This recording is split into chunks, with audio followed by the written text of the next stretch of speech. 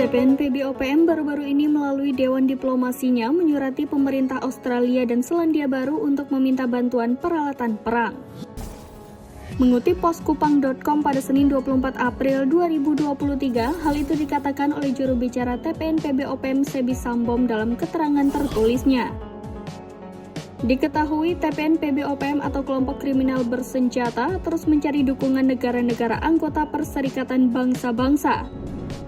Sebi Sambom menjelaskan Ketua Dewan Diplomati TPN PB-OPM, Akuibo Amastusdo mengirimkan surat pada 21 April lalu. Adapun isinya yakni permintaan bantuan senjata kepada Selandia Baru dan Australia. Dalam surat itu tertulis mereka, TPN PB-OPM meminta negara-negara anggota PBB, terutama Australia, New Zealand atau Selandia Baru, kemudian Amerika Serikat, Uni Eropa serta Asia, Afrika, dan Timur Tengah memberikan pihaknya sejumlah bantuan senjata.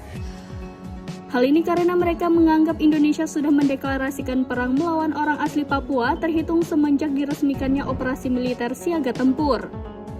Pihak TPN PB-OPM dalam surat itu mengaku membutuhkan senjata agar perlawanan seimbang.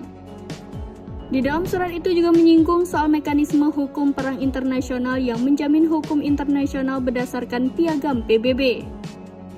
Menurut Sebi, TPN PB-OPM meminta Perdana Menteri Australia, Mr. Anthony Albanese, untuk membahas perang yang sedang berlangsung di Papua Barat, di mana eskalasinya kian meningkat.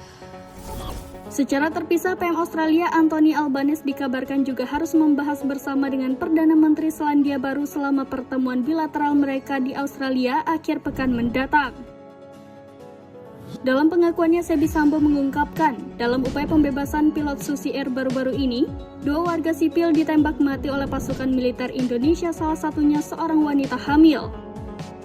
Lanjut Sebi Sambom, TPN PB-OPM berhasil menewaskan tentara Indonesia, menyita 3 senjata mesin, 9 senapan sniper, dan lebih dari 3.000 butir amunisi. Sebi juga mengaku di pihak mereka ada mayat tentara Indonesia yang tergeletak di wilayah pertahanan pasukan TPN PB Ndugama Terakma.